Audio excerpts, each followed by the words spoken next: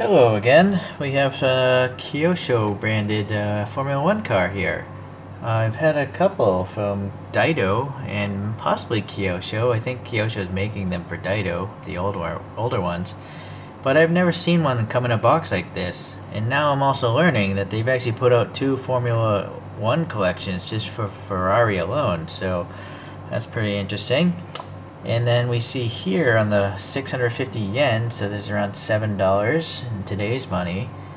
Apparently there's 10 parts in here, and if you want to pause, these are the other cars in this particular collection. What I'm looking for is a date. Yes, down here at the bottom it says 2007. Okay, so $7 in 2007. Let's take a look here. Inside this box we had a display base. No screw hole though, it just rests there, which is kind of weird. And then it had the information card. And the one I got is number 12, so this is driven by Carlos Reutemann. I'm not sure if I'm pronouncing that right, I apologize. And Carlos Reutemann came in, I think, 4th place in this year of 1977's Formula One season. I can't really decipher too much of this information there, so I'm not going to try, but I'm looking at Wikipedia here for some information. And let's see here. There have been several variations of the 312T series, and in fact 8 variations existed. So 8 variations. They raced in 90 different races and they won 27 times, so that's almost like 1 in every 3 races they win it. So that's why this is considered the most successful car in Formula One history.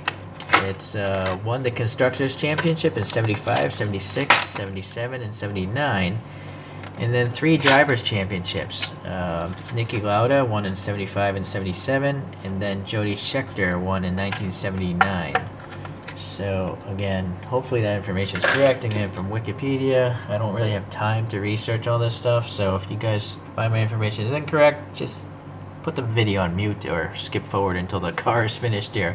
Alright, it wasn't too hard to put the kit together, and I gotta say, this is actually the nicest Kyosho model kit I've ever put together. Probably because it's the latest one. It's from 2007. So there's something about the precision of it. It's really nice. These tires are nice. Everything's nice. Anyways, there's a comparison photo there. So the 312T2 is, let's see, it's supposed to be a flat 12-cylinder engine, naturally aspirated, making around over 500 horsepower. And then the T in the name stands for the transverse 5-speed gearbox ahead of the rear axle.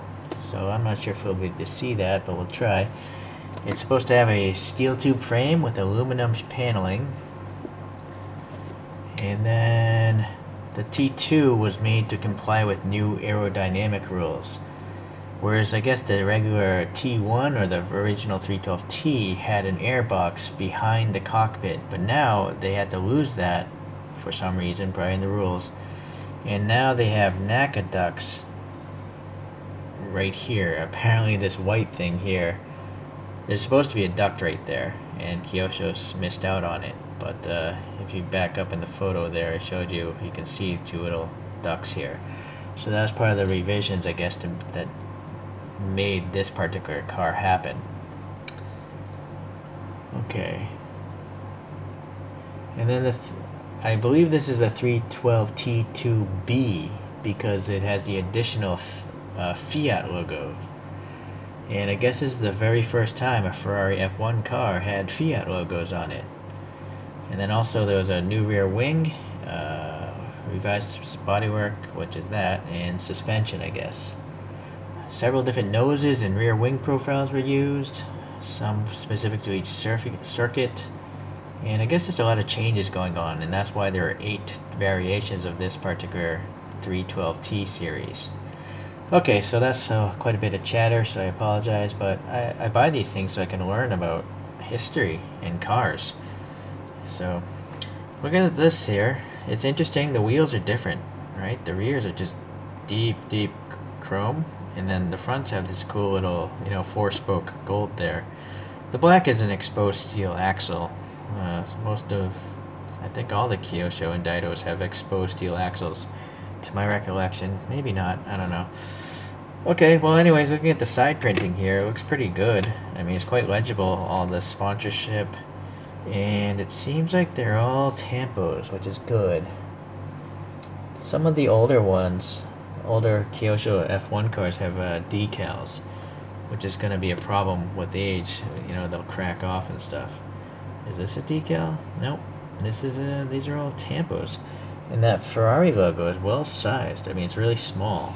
So I think it's not out of proportion. I don't know what that is. Okay. So anyways, the slicks are interesting. They're nice and shiny, because it's brand new out of the box, I guess. It's interesting, they did manage to put a vent here. So, yeah, if I were to guess, maybe there's a radiator somewhere around here. Air feeds in and then it exits out there. It's an interesting profile, right? I've never seen an F1 car look like this. It looks like an arrowhead. An arrowhead with wings on the front and back. I suppose it makes sense aerodynamically for the time. It's very interesting. Okay. This is supposed to be clear on the real car, but I can understand why Kyosho just made it part of the casting, because it's pretty thin. If they had a clear part, they would have to glue it in here, and then maybe the steering wheel wouldn't exist. Speaking of which, this is still a time where F1 steering wheels are round. So, it's interesting. I'm also now curious as to what these might be. You got these two bumps, depressions, and then the third depression here, but not there, so it's not symmetric. Some molded in seatbelt buckles. A little vent there, but no paint. I'm curious. Now I'm curious if they roll. Nah, not really. Okay. Then, well, you know, now I'm thinking this might be the radiator, because it's a huge opening. So, this black is part of this black base. And speaking of which, look how thin these exhaust tips are. You know, it's molded into the base, but it's nice that they actually stick out so far. And all this silver paintwork is pretty nice. I like it. It's pretty cool. Giant rear tires.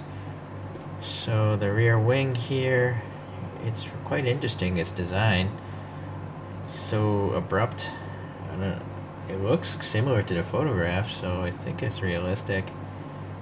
Although maybe not this. Well, again, the internet's saying they use different wings for different races, so who knows which race this is from. I have no clue. But this is interesting. It's just one central wing strut. I think this is the first F1 car I've seen like that. Or, I can't remember. But it's interesting. It looks like an airplane rear wing. But nowadays, I think most of them have two struts. Okay, well, I wonder what this would be. Maybe a light or something. And so, I guess this is somewhere in there. Is that transverse transmission? I don't know what this stuff is. Maybe the engine is a stressed member and the suspension actually bolts to the engine. Possibly. I'm not sure. Okay, well, I guess I've shown you the whole thing now. 2007. I don't see any paint rash, or do I? I see no, just maybe that's a contaminant. I would say it's actually almost flawless. I don't see many major problems, so that's nice. But I mean, it was brand new out of the blister, so okay. Well, I gotta say, it's an interesting model. I'm glad I got it. I gotta say, I've never seen a profile like that, so that's why I collect these things. Alright, I do have a couple other of these Kyosho or Daito F1 cars. So I think the predecessor to the 312T series was the 312B series, and here's a 1970 312B. So that's a really big change. I could be wrong. There might be a generation in between, but if this is from 1970 and the 312T series started in 75, it's possible this is the predecessor to that, and it looks so different. right? I do have a 312 T4, so this is a minor update, but it's still significantly different. So this is the 312 T2, and this is the T4. So big changes are going on here in just less than a decade, it seems. Okay. And possibly I have the successor, which is a 126C series. This is called a 126C4 from 1984.